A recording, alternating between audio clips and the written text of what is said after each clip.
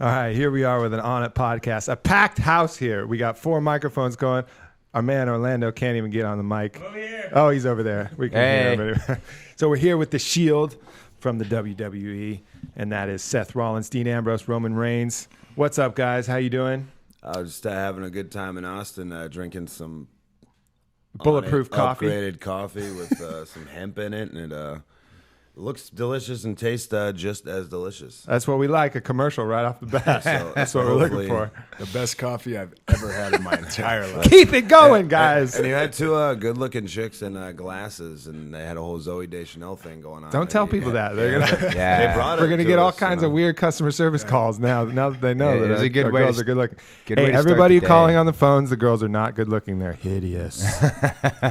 Don't hurt their feelings, man. Why do What if not they're- phone sex our customer service reps, What if please. they're listening to this? You know what I mean? Breaking their hearts.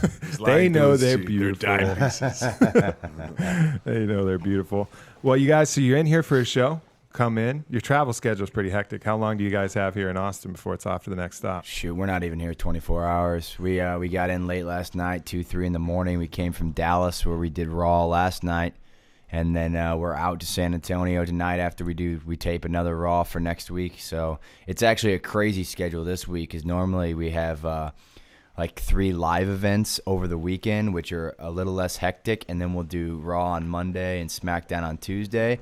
But with the holidays coming up, this is the only time of year we really get time off to kind of go spend with our families before Christmas and stuff like that. Or in the case of Ambrose, just go out to Vegas and get wild. Just wild, man. All right. starting to see the personalities emerge. But this week we're in Texas all week. We did TLC in Houston on Sunday, and then Dallas Raw, and then tonight we're here in Austin for another Raw to tape, and then we go to San Antonio to tape another SmackDown. So when you say tape, does that mean that it's tapes for future?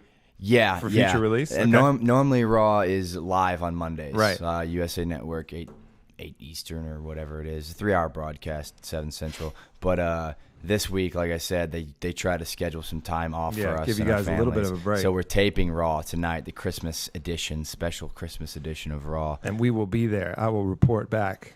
Yeah, Let's it's see how it gonna be a good time. Full review. But Full review. it's a long week, a lot of travel. The first couple nights, like especially from Dallas to here and Houston to Dallas, were like 3.5-hour drives or so. Yeah. So So you mentioned something earlier. We were talking about the company, and you said, talking about me and my background, and you said, you were made to run a supplement company. And it, struck me as that. And I do think this is one of the, maybe the ultimate outcome for me, to be able to do this. I'm certainly living the dream. I'm very happy.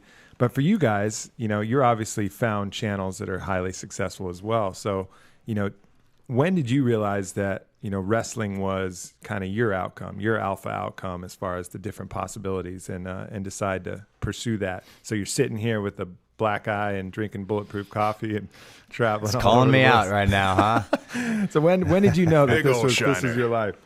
It was different for everybody. We all came from 3 different distinct backgrounds. We're 3 different distinct personalities, but we all make a very good unit and a very good team. And we got an act that just clicks and works together. And like for instance, Roman here was kind of born into a very prestigious lineage of the Anoa'i family. So and That's a sick tattoo. Is that related to this prestigious family? Well, yeah, it's Samoan tribal. Right. It's kind of a family thing. The majority of the men in my family are tatted up. So Leg too, or just arm? just the arm, but possibly some more added on Right. pretty soon. So maybe not the leg, maybe on the chest, maybe the back, maybe both. I don't Yeah. know. You got quite a few tats at this table too. So Yeah, it's nice no to doubt. see some inked up brothers. No doubt. when the week that he got it, I'm still kicking myself that we didn't do this because I was like, man, because we had like a couple days off or whatever, and he told the WWE like, yeah, I'm gonna get this tattoo, and they're like, yeah, that's cool, and so he's gonna come back looking way different, and I was like, man, I should have got like one of those henna fake tattoos. He came back with like a whole Samoan sleeve too, right? And they're like, dude, what the heck, man? What'd you do to? I'd be like, what? You said we could get the Samoan tribal, right? They're like, yeah, we said Roman could get the Samoan tribal. Yeah, you said we could get the Samoan. What? What's the problem? I don't. You discriminating? What? Yeah. Am I not good enough? All for one, tribal man. All for tattoo? one. That would have been a great rib. I'm still kicking myself. It didn't do it. Oh man, that's tough. So you had how much, how close to those tribal roots did you grow up with? I mean, did you spend time out on the island, or was it just kind of a lineage that moved over here to the States? How did that go? Well, yeah, no, I didn't. I haven't ever really spent any time on the island. My dad wrestled, and he was on the road. And when he came to the States as a teenager, obviously he had to find his way. And then, he found wrestling with his brother. They traveled all over the States, and he ended up moving to Pensacola, Florida. Him and my mother, they were just driving, making a town, and they saw the beach and the water, and it reminded him of the island immediately. So he, he really dug the small town feel, and it was kind of history from there. So it's something that we all, as a family, we are all far away. Some people are on the island. A lot of us are in California. But things like this, our family's really tight, close knit. With tattoos, everybody, there's a lot of similarities, even though there's a little bit of distance. So. Sure. So when you're, all dads, when you're a kid, they'll body slam you and do these kind of moves. Is it a little different when you're coming from a wrestling family? I mean, is it a little more technical? I mean, are they calling out moves on you when you're 3 and 4 years old? Well, it's funny because one thing that we, outside of wrestling, we happen to reproduce pretty good. So there's always, we always had a big family. I grew up, with just tons of cousins, and they just sit there and watch us do it. And, there's maybe a critique, get them up a little higher. You want to get them a little flatter, put a little more force on it, son. So it's a little bit different. Instead of no roughhousing in the house. There was plenty of kids to Listen, go around. you got to engage your core when you got somebody jacked above your head, son. All right, enough. Let me get up and show you how it's done. Oh, no, everybody run now.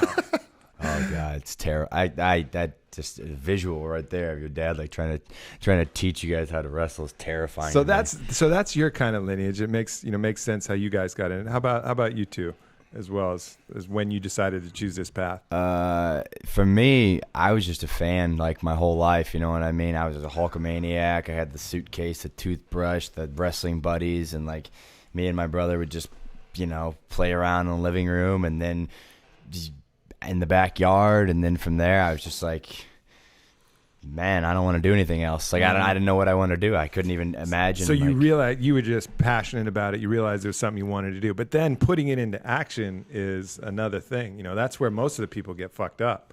Is they think, oh, I'd love to do that, but then they just don't take the steps. So what were the steps for you to kind of get here and be doing something that was your dream?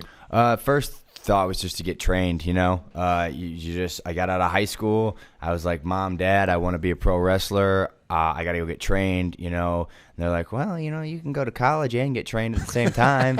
And I'm like, I can try that for a little while. And then, I'm working and working just these terrible jobs at car washes and being a busboy. And I'm trying to go to school and do right. And then I'm, driving 3 hours to Chicago twice a week and then back. And I'm having to steal candy bars to like get food and stuff like that. Just like, and I was like, all right, I can't go to school anymore. I'm sorry, guys. Like I did my best. Yeah. I got to focus. You know what I mean? You're trying to get on the gym and train and just get in shape and make a name for yourself. So I started in the Midwest. I'm from Iowa, so I would drive to Chicago to get trained in like a loading dock, like a shipping dock for semis. It was like freezing cold in the winter when I got trained.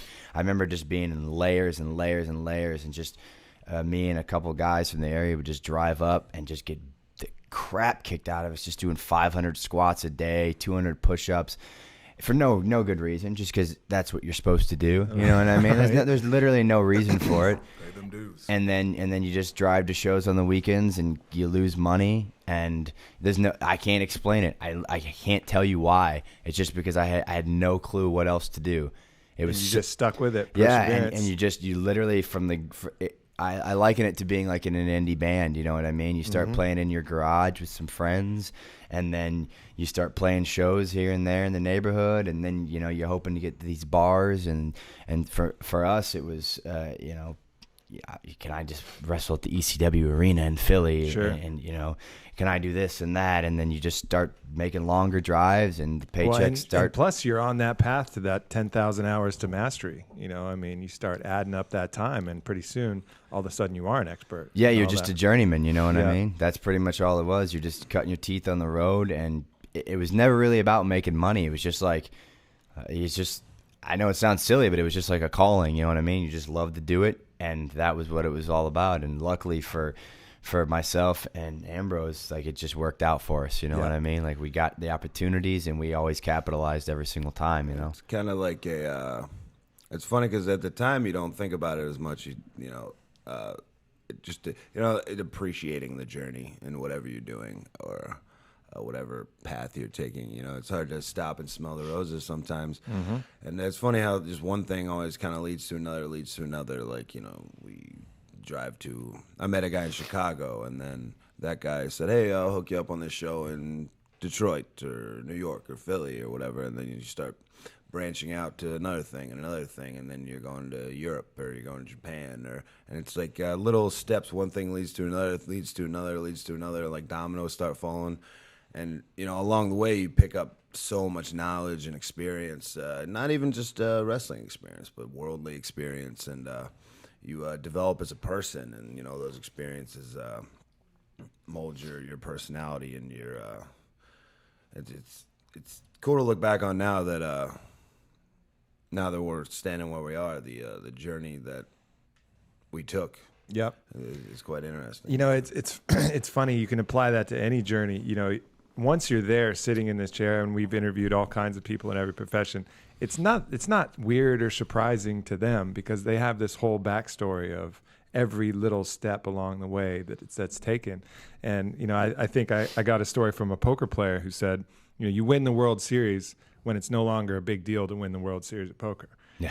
Like you get to that point where you're so good, and you've put in so much time and so many hours in mastery, that by the time you do it, it's awesome that you do it and you're happy that it's done. But I can totally relate to that, because by the time I came to WWE about 6 months after Seth and Roman came. We were all stationed in the developmental system in Florida. It was called FCW, and I had been doing it for 8 years at that time. I started when I was 16, and I had traveled the world and been through, I went through a long stint doing like death matches and stuff. And just, what is a death match? Oh no! Fine. Let them know what that death match is all about. Barbed wire matches, glass. Like, I don't know why, just because it was just you go through phases.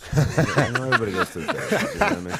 People go through their flock of seagulls. Phases are like phase, going through. People's phases are like dating redheads, not like playing around with barbed wire and glass. Well, it's kind of like, say you're an indie band, and you say, oh, we put out that one song that was kind of a disco-y song that we're not too proud of, but it was kind of a hit, where word of mouth came out, but the disco song, maybe we should dabble in this a little more. So it's like, it's a slippery slope, and I'm like, yeah. So is that like the kinky porn and like of the porn industry? If this was applied to that, like the yeah, you could say I that. love where this is going. Yeah, we're getting off track, but anyway, I felt like I was like, there ain't nobody's gonna tell me nothing about nothing. Like, as far like I'm gonna be successful here, and I'm gonna do my job and play by the rules, and but like I wasn't about like getting reprogrammed and stationed in some training facility and stuff like that. And then, so by the time we were, and then we sat down. And there. reprogram means they change your personality, they give you a persona, something like that. Your style, or the way you do stuff, because you take so much time developing that on your own, and you're who you are, and you do your thing, and you have like an artistic integrity to what you do, and I don't want to, you have a fear of being homogenized or changed, sure, for the sake of having success on a bigger stage. But so by the time, then we sat in Tampa for a really long time. I still don't know if I know exactly what a death match is. So we're talking barbed wire. Oh, man. We're talking glass. Anything. Fire. No rope barbed wire match, where you place the ropes with strands of barbed wire, tables wrapped in barbed Exploding wire, ring.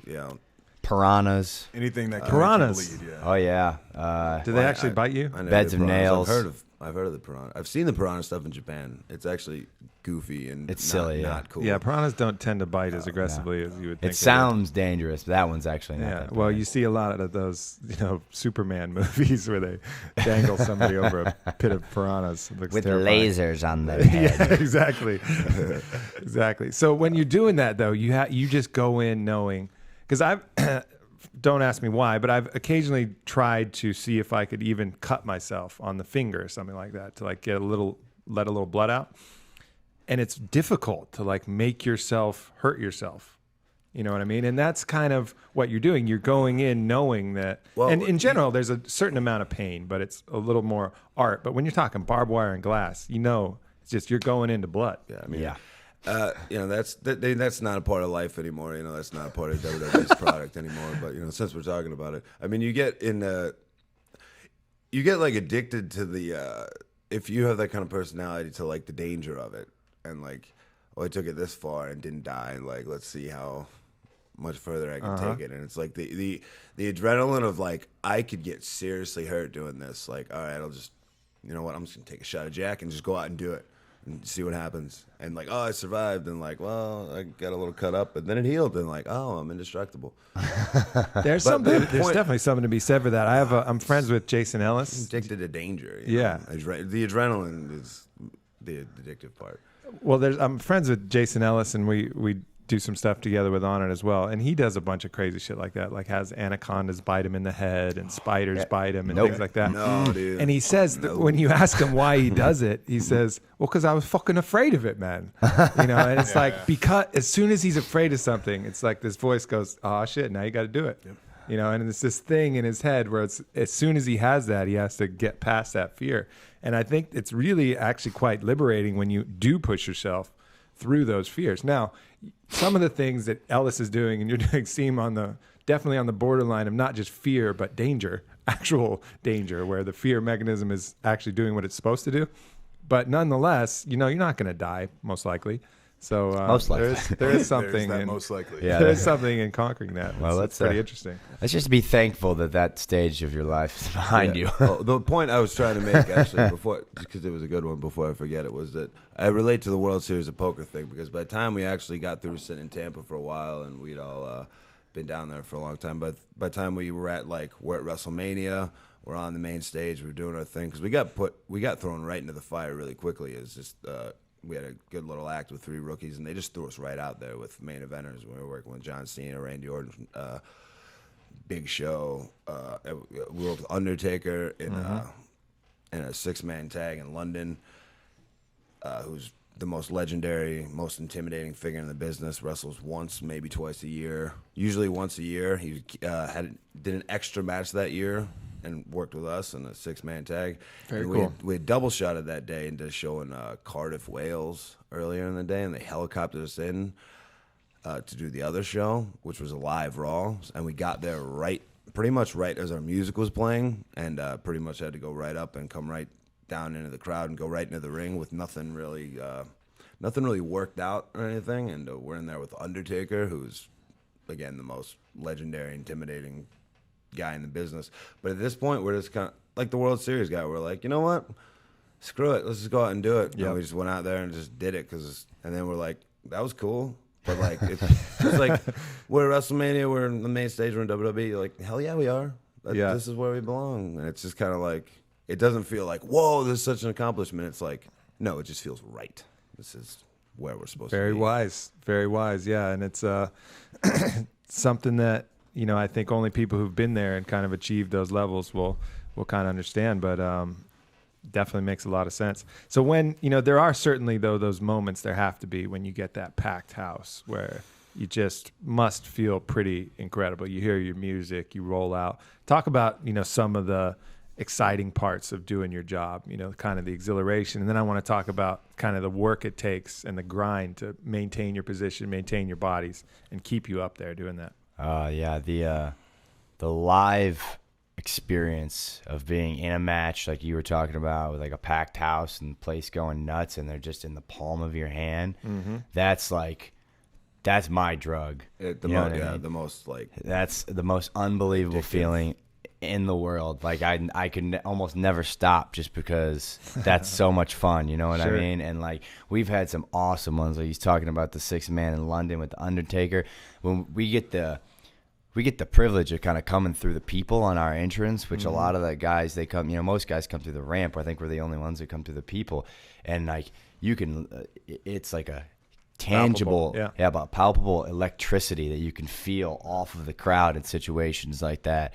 WrestleMania outside at MetLife in front of, I don't know, was it 80,000 people? It's just unreal adrenaline, like something I can't even really describe it in words. It's incredible. I think something you said that was interesting is when you got the crowd with you. It's almost like, a comic when they know they have the crowd, or any kind of musician when you really get that kind of alignment with the mass groups of people and they're really following your energy. I would probably, not that I have ever been a stand-up comic, but I would liken it probably to that exact thing, like because it's like an intimacy thing. So like cheers and pops and yays and boos, and you can get cheap reactions from crowds, but like the feeling of like being 15, 20 minutes deep in a match, and even if there's 100 people there, and if you're in some little barn on some little show in Decatur, Illinois, and but it's 95 degrees outside and you're in a sweltering little barn or something like that, but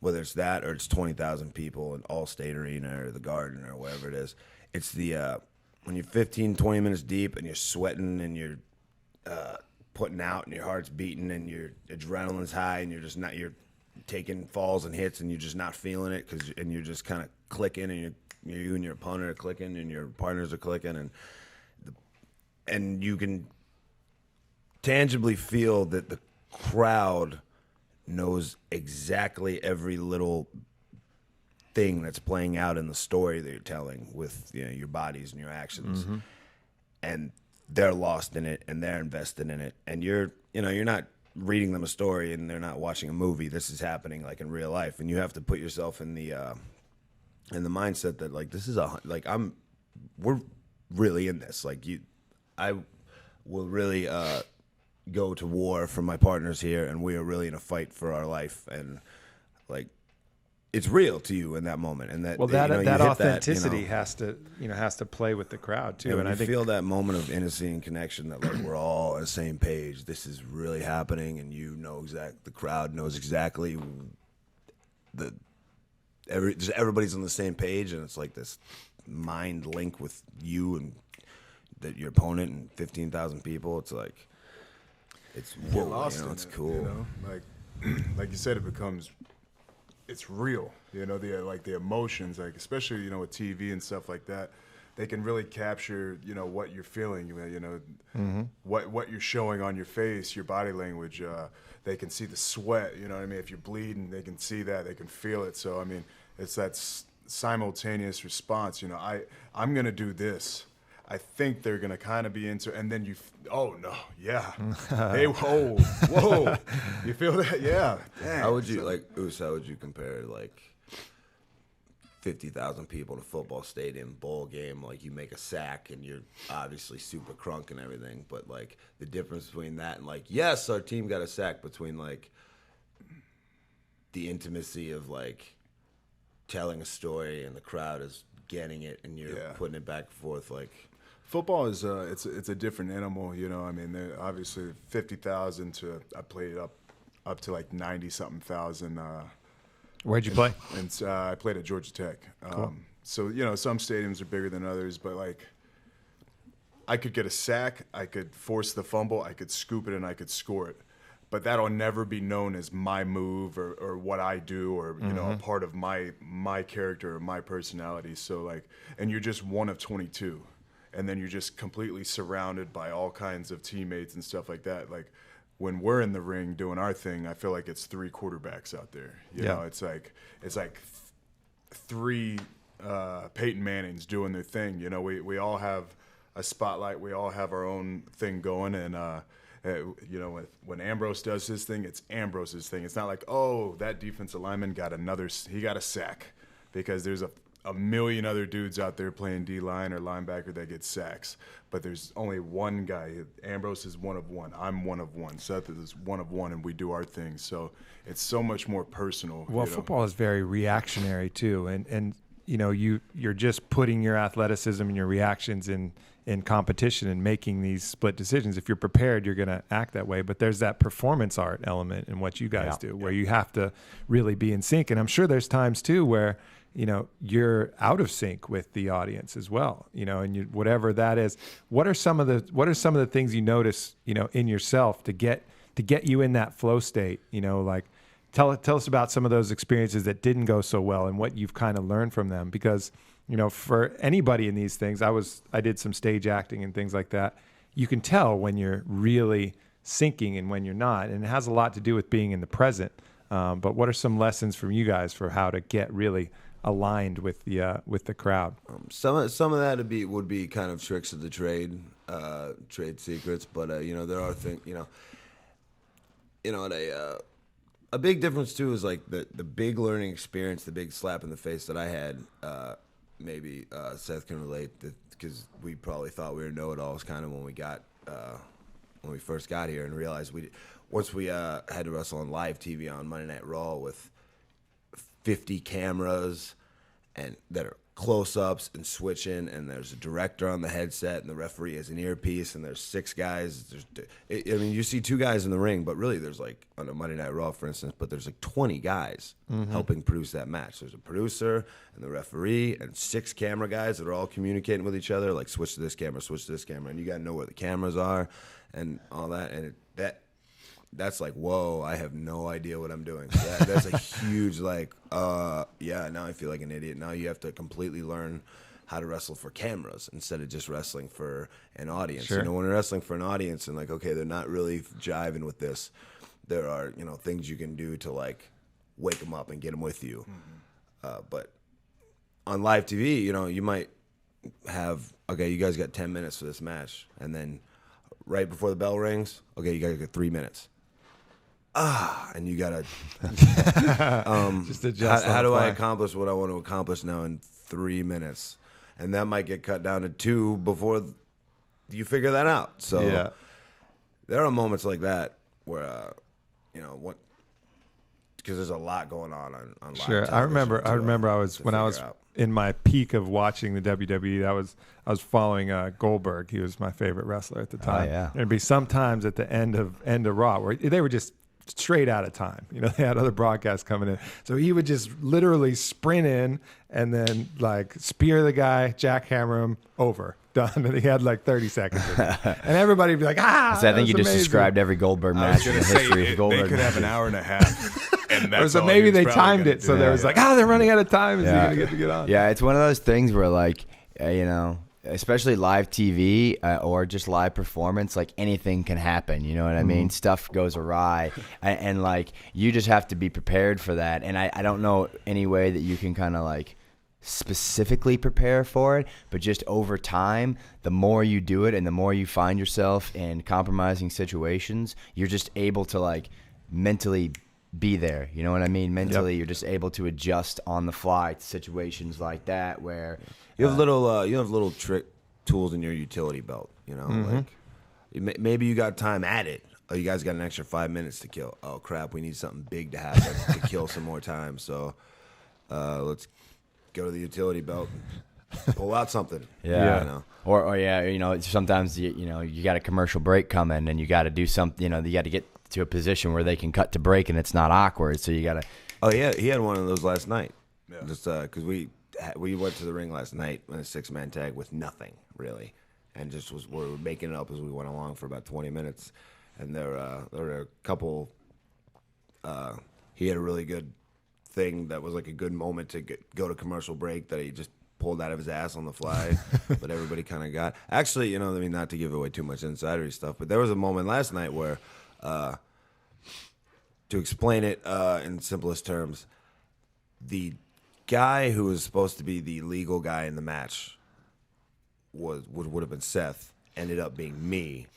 And so everybody was kind of like, as we were starting to go into the closing sequences of the match, we were in the. It was like he was. I don't know what a good analogy would be, but we had switched positions, and now it was too late to switch back. You crossed the point of no So, return. Yeah, so that's we're exactly what happened. But like, I knew everything he was supposed to do, and he knew everything I was supposed to do. So at a point, we were both kind of made eye contact, and we're just like, switch roles, all right, and just went with it. Nice. And So that's I mean, there's stuff like that where you're like, oh God, Jesus, that could have went so bad, but you fix it. Yeah. That's a part of the rush too, is because like we were talking about that chemistry, and like the thing, like especially with football, is like you're reacting, or any sports you're reacting. But with us, I mean, we're also reacting, but a lot of it we're just thinking. It's nonstop thinking, and like immediately when that moment happened, I mean, how fast was your brain going? Like, Oh, it was out of control. It happened so quick. like It was warp like, speed. yeah, like I was supposed to be in there when stuff was going down, and like it somehow like there was just miscommunication, and he was the guy, and it was just like, boom, light speed. Like you know what I mean? Like Yep. what's the fix here? And it would just what you're thinking while it's going on. It's like I can't even explain how quick your neurons are firing in there. It's ridiculous. We have an advantage too because we've three worked together and teamed together now for like a year nonstop, and we've had instant chemistry from the second we came together. So we can we know what each other's thinking, and we can. Like, any times where it gets we're in really sync all the it gets time. really freaky, where like you know what somebody's about to do, and you have no good reason to know that. You know, has it gotten to that point with you guys? Where you see Wayne Gretzky pass it, and there's no way he could have seen where his teammate was going to be. You can feel each other. Yeah. Oh you yeah, just yeah. know. Yeah, I know where these two literally they'll say the same thing. I know where they're at all times, and I know where they're gonna be in 3 steps. Yeah. I mean, at all times, that's where we're That's at. cool. It's like a team that plays together for 3 seasons into the same system. You know what I mean? Like once you've got those plays down, and like you guys, you just feel each other. You know, it's like the back shoulder pass in the NFL. Yep. You know what I mean? Like Rodgers throws the ball before Jordy Nelson's even I coming hope back. Rodgers throws some balls pretty soon. God, No, I hope not. I'm a Bears fan, Yeah, man. let's just keep it all down. right, all right. I need let's, Rodgers to stay out. I need him to lose more. Just stay out. Sorry, I don't wish harm upon anybody, but I need a Bears playoff run Romo this didn't year. come through for you at all last game, then, huh? Oh man, I couldn't believe that. What a bomb. We're in Texas now too. Holy cow, man. Yeah, that was brutal. All right, we got a little sidetracked there. No worries. No Really worries. shocked about Romo not pulling it out. Oh, yeah. right. Let's Surprise, get rid of surprise. it. 2 49ers picks, yeah. fan. Brother drops it in the clutch. What do you know? That's funny. All right, so let's talk a little bit about, you guys have to go through a grueling, schedule of physical beating, mental, sleep, all these things are taxing. So what are the things that you guys do to keep your minds and bodies ready for this, ready for action, basically? Everybody's got their little idiosyncrasies and their little things they do to keep themselves in the right state of mind. I think we're all pretty similar. We all go to the gym in the morning, probably first thing, like to get to the gym early and get the day started and get woken up and it's eating right, putting the right stuff in your body, and trying to get as much sleep as possible and as rest as possible. Or sometimes it's better to just not even worry about sleep. Just Oh yeah. Push go through, and man. go No. and go. And the more, just keep the adrenaline going. But everybody's got their own little ways. Sometimes we have those we have those 4-hour drives, and like when we're on the East Coast, Raw doesn't get over till 11, so sometimes we don't get out of the building till midnight or later. And if we're on the dark match after the TV taping's done, they always have like the big main event or whatever, and sometimes we would have to do that. So like literally 12:30, 1 o'clock, we're leaving the building. We got 3 hours to get to the next town, and like we'd get in at 4 o'clock, 4:30 in the morning, and I'm like, dude, I'm just gonna go work out. Yeah. I'm like, yeah, I'm just gonna go work out. Like I find a CrossFit gym. They have classes at 5:30, 6:30 in the morning. I'll just screw it, just stay up, get in my stuff, go work out, get a meal, and then maybe take a short nap before we have to be back at the building at 2.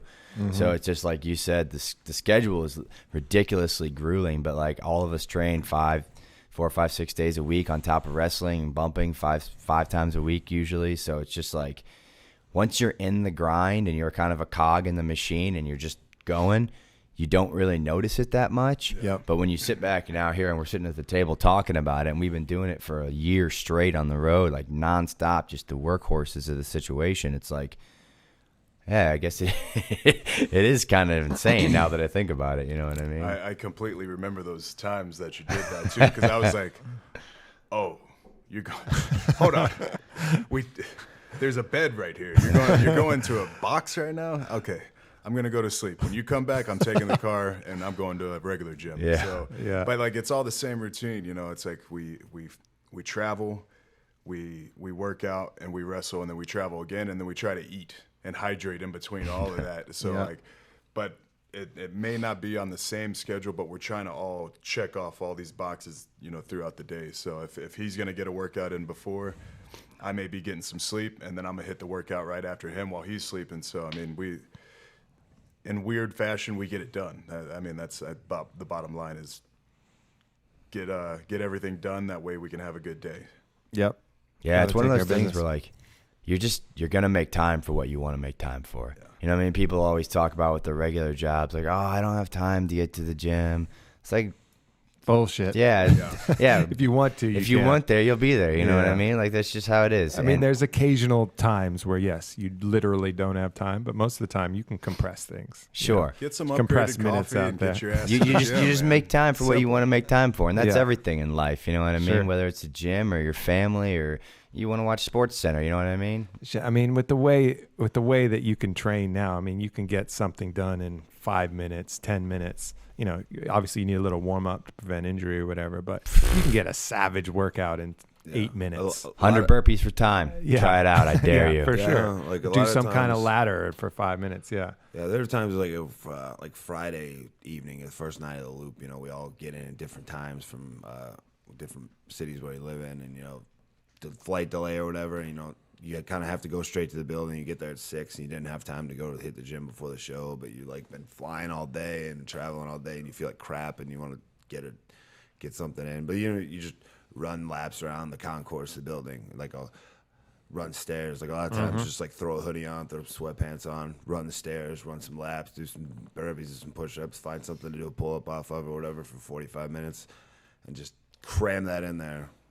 And then you just feel 1,000 times better. Yep. If I don't work out before a show, like I just feel like lazy, terrible crap all day. Like So I lethargic. feel like I gotta get like a sweat in every day. I hear that. Yeah, that's definitely same. You know, same for me. There's periods where I'll be here working, and it's just a struggle. And Oh, I yeah. say, fuck it. You know, that's why we have the gym here gonna and so say, many different beautiful. options. 10 steps Just go away. down, change clothes, hit the gym, and then come back, and I'll work twice as efficiently. So I'll end up saving time as far as productivity by working out. Yeah, right. Isn't that weird like Yeah, that? it makes sense. Somehow like enhances your mental efficiency Oh, as well. absolutely. It makes you sharper, you're more prepared.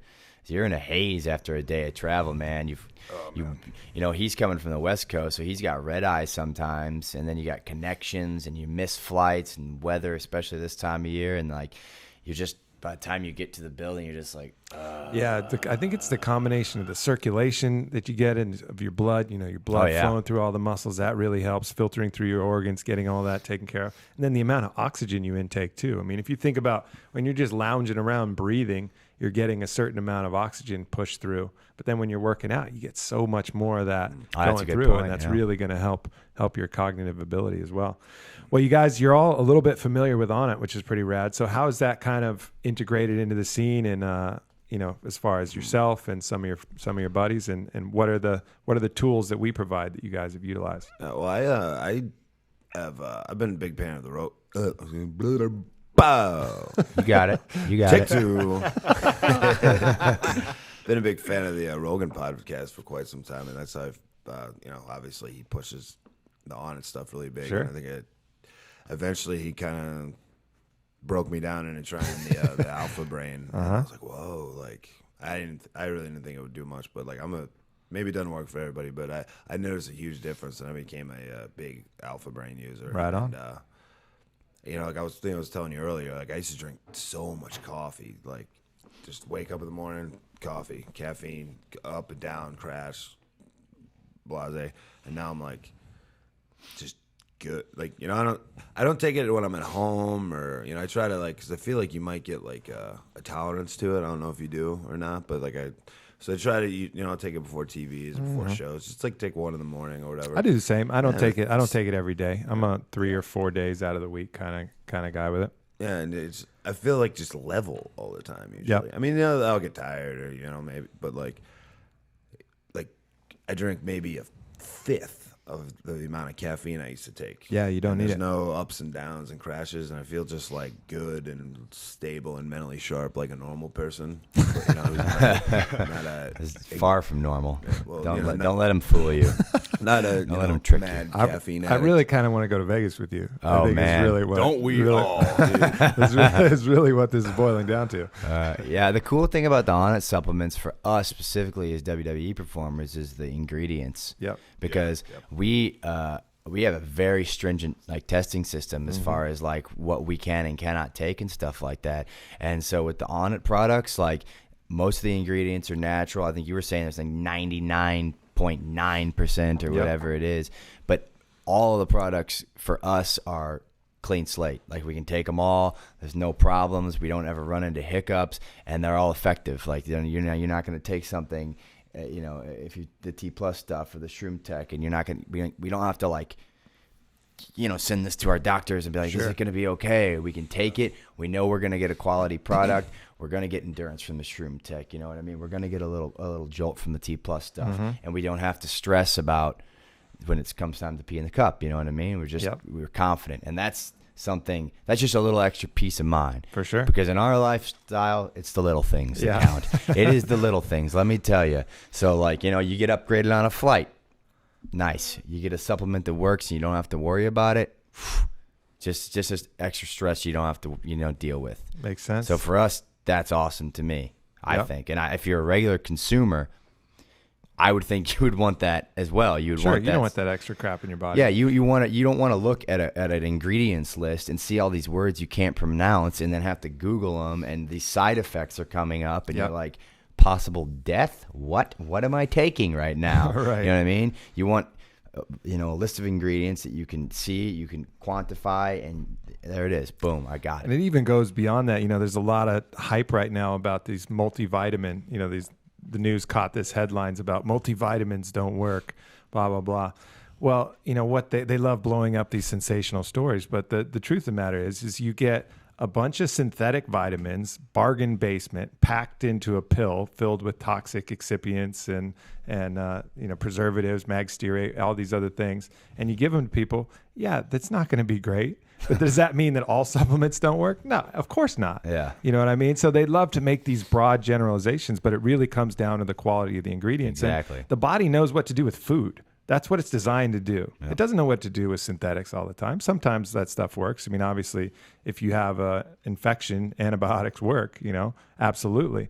But in general, you know, the body is designed to deal and process with food to get your nutrients. So that's one of the things we've really stuck with all our whole product line is, and one of the reasons we don't even sell a multivitamin. You know, we recommend get your nutrients through greens, get your minerals through Himalayan salt. Are you guys taking the Himalayan salt?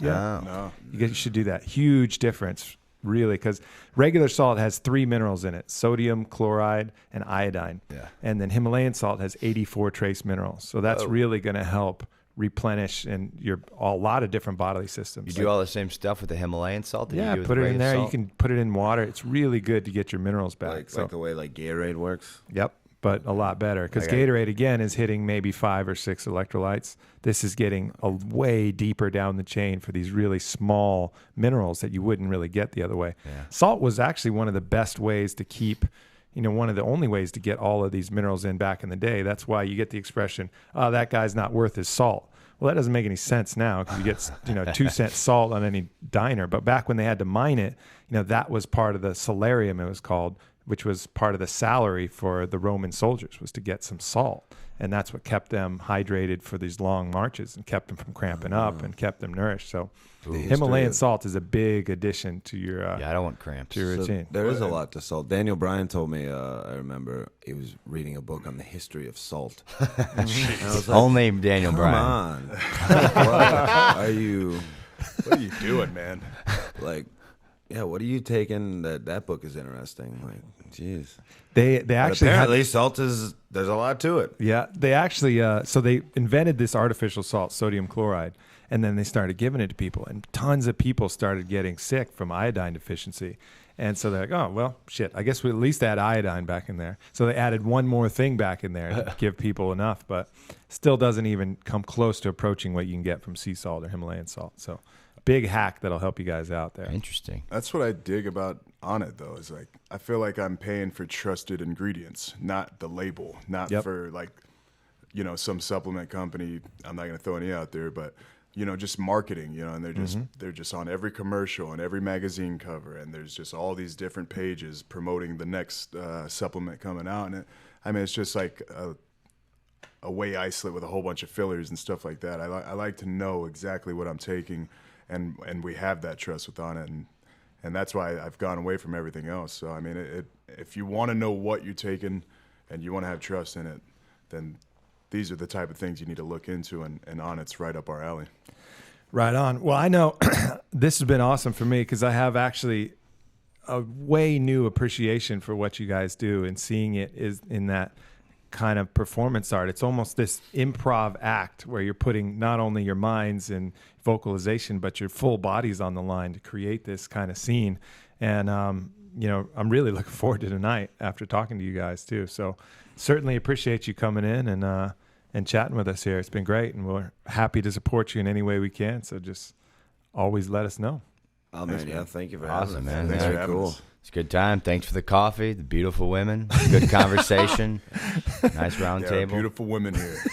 Damn it, the secret's out. Everything All right, else we're said screwed. is garbage. Yeah, you know yeah. what? Actually, I was talking with Orlando a second ago. I saw the picture of the chick on the board there. I was like, man, who's that babe on the board there? And you said it was your wife. Yeah. And I was like, oh no. Luckily you That's were okay. far ahead there. That's okay. Yeah.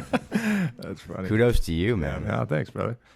Well, good stuff, guys. I'm looking forward to tonight. It's going to be a blast. Have a great show, and definitely anytime you're in Austin, Austin is Austin's our home, and consider it Onnit here your second home when you're out here. So anything we can do for you guys, let us know. I'm sure we'll be back. Right on. Yeah, man. Thank All you. right, everybody. We'll be back again soon with the Onnit Podcast. Adios for now. Later.